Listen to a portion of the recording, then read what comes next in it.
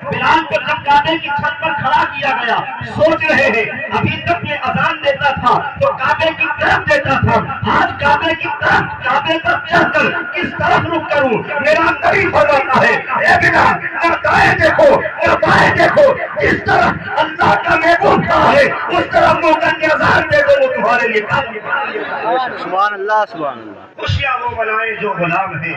خوشیاں وہ منائے جن کی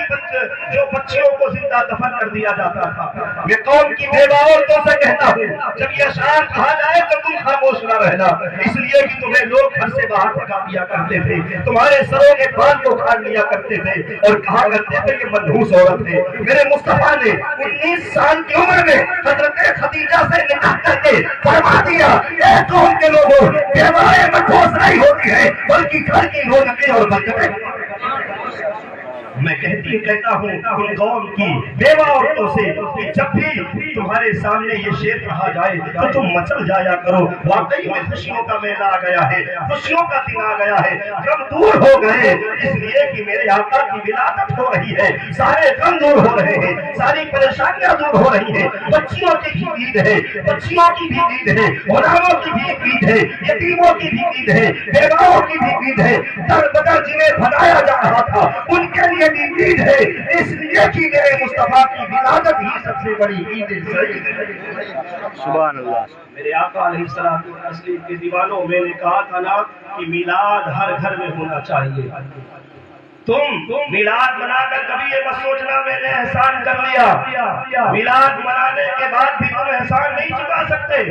اس لیے کہ آج جس گھر میں تم شان و شوکت سے رہتے ہو، جس بلڈنگ کو تم شان و شوکت سے استعمال کر رہے ہو، جس زمین پر بڑے غرور سے چلتے ہو نا، یہ زمین میرے نبی کا صدقہ ہے اور آج میلاد اسی نبی کا منا رہے ہو۔ بس میں نے جس آیت کا انتخاب کیا ہے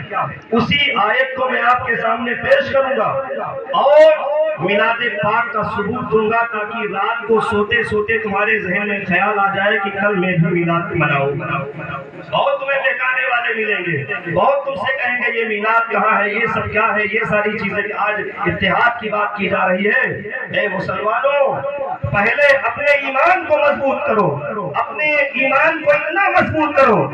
اس کتے بھیڑیے نے جو کہا تھا مصطفیٰ کی شان میں گستاخی کی تھی، اس نے برجستہ کہا ان کے مولانا بھی یہی بات کہتے ہیں۔ یہ کون مولانا سے مخاطب ہو رہا ہے؟ ان بدعقید و وہابیوں سے مخاطب ہو رہا ہے، اس لیے کہ اس کے امام نے اشرف علی تھانوی نے کہا تھا کہ جس کا نبی نام ہوگا، علی نام ہوگا، وہ شفاعت نہیں کر پائے گا، اور نبی کی یاد اگر نماز میں آ جائے تو نماز نہیں ہوگی، کسی جانور کی یاد آ جائے تو نماز ہو جائے گی۔ اسی گستاخ نے اسی مولانا کو نے کہا تھا پہلے اپنے آپ کو درست کرو، ایسے بدعقیدوں سے بچو جو ایمان چھینتے ہیں۔ آج جاہل بھی ہے، عالم کا ہی لبادہ ہوئے، آج جاہل بھی ہے، عالم کا لبادہ ہوئے، ایسے ملاؤں سے ایمان بچائے رکھنا،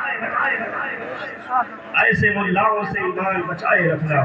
اللہ تبارک و تعالیٰ قرآن پاک کے تیسرے پارے کی آیت نمبر 80 پر ارشاد فرماتا ہے، سورہ آل عمران، وَإِذْ أَخَذَ اللَّهُ مِيثَاقَ النَّبِيِّينَ لَمَا آتَيْتُكُم مِّن كِتَابٍ وَحِكْمَةٍ۔ اس کا ترجمہ کرنے سے پہلے آپ کو میں یہ بھی بتاتا چلوں کہ دنیا بنانے سے پہلے اللہ نے کیا کیا۔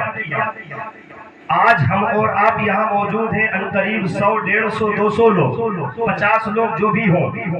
اللہ رب العزت نے جب آدم علیہ السلام کو بنانا چاہا فرشتوں سے مشورہ لیا، وَإِذْ